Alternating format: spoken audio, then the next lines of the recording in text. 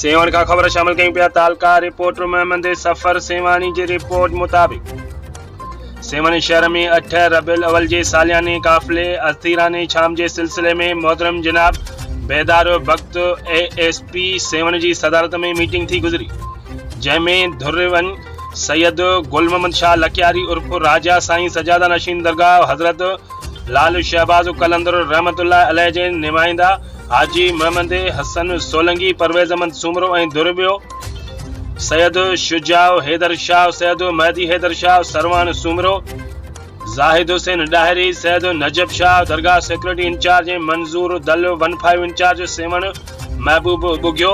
Reader ASP seven Ali Nawaz Malla DIB शिरकत कई। Secretary के हवाले से अहम फैसला किया विया, जड॒हिं त ASP सेवन मोमनन के यकीन ॾियारियो त इंशाअल्लाह 8 रबीउल अव्वल जे सालियाने काफ़िले असीराने शाम जे सिलसिले में इंतहाई सिक्योरिटी जा इंतजाम सख्त कया वेंदा।